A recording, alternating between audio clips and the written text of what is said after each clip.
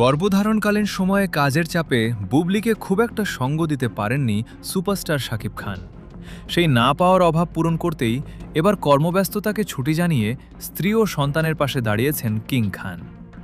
দীর্ঘদিনের ব্যস্ততা কাটিয়ে শাকিব এখন পারিবারিক সময়কে গুরুত্ব দিচ্ছেন, এমন গুঞ্জনই এখন ঢালিউড পাড়ার সব আলোচনার কেন্দ্রবিন্দুতে।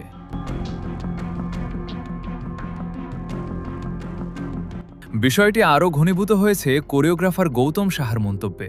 তিনি স্পষ্ট বলেছেন, শাকিব এখন দেশে নেই। অন্যদিকে কন্যা সন্তান নিয়ে বুবলি যে নিঃসঙ্গ সময় কাটাচ্ছেন তা কারোরই অজানা নয়। বুবলির যুক্তরাষ্ট্র অবস্থানের আলোচনার সাথে শাকিবের এই আচমকা দেশত্যাগ সব মিলিয়ে হিসেব যেন মিলে যাচ্ছে। ভক্তদের মতে কর্মব্যস্ততাকে দূরে সরিয়ে শাকিব এখন সশরীরে উপস্থিত হয়েছেন তার স্ত্রী ও সন্তানের পাশে। একজন স্ত্রী হিসেবে বুবলির যে অপূর্ণতা ছিল তা পূরণ করতেই শাকিব খান এখন সবকিছুর ঊর্ধ্বে পরিবারকে সময় দিচ্ছেন। তবে মনে করিয়ে দিতে চাই, শাকিব খান নিজে থেকে কোনো আনুষ্ঠানিক ঘোষণা দেননি, তাই পুরো বিষয়টি এখন পর্যন্ত দুয়ে দুয়ে চার মেলানোর মতো একটি গাণিতিক ধারণা মাত্র।